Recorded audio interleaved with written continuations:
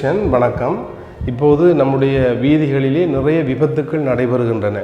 இந்த வீதி விபத்துக்களுக்கான காரணம் என்னன்னு நீங்கள் நினைக்கிறீங்க?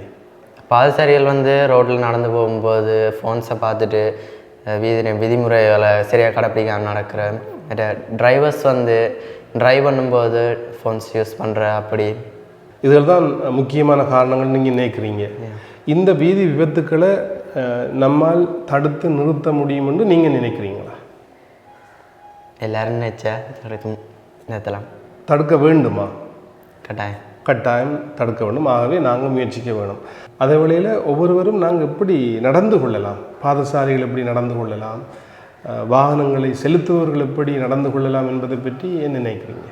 என்ன செய்யலாம், இவர்கள் என்ன செய்யலாம்? இந்த வீதி விபத்துக்களை குறைப்பதற்கு, இல்லாமல் ஆக்குவதற்கு என்ன செய்யலாம்? சரியான ஒழுங்குமுறைகளை பின்பற்றினால். சரியான ஒழுங்குமுறைகளை பின்பற்றுறது எப்படி ஒழுங்குமுறைகளை பின்பற்றலாம்னு நீங்கள் நினைக்கிறீங்க?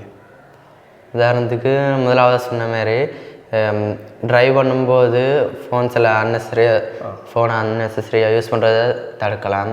நான் நினைக்கிறேன் நீங்கள் பிரயாணம் செய்யும்போது இதை பார்த்துருக்குறீங்கன்னு நினைக்கிறேன். ஏன்னா சாரதிகள், வாகன ஓட்டுநர்கள் ஃபோன்களை பார்த்து கொண்டு வாகனம் ஓட்டுறதால எங்களோட கவனம் சிதறிக்கப்படுகிறது.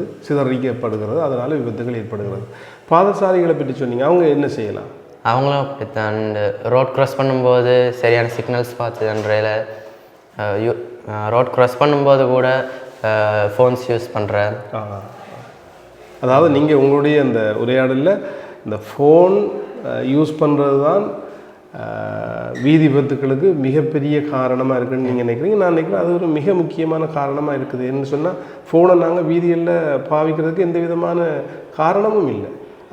அதை பாவிக்கிறதுக்குரிய இடங்கள் இருக்குது. ஆனால் இது நாங்கள் வாகனத்தை செலுத்துகிற போதும், நடக்கிற போதும், சைக்கிளில் போகிற போதும், மோட்டர் சைக்கிளில் போகிற போதும், அதை பாவிக்கிற போது இவ்வாறான விபத்துக்கள் நடப்பதற்கான வாய்ப்புகள் நிறைய இருக்குது.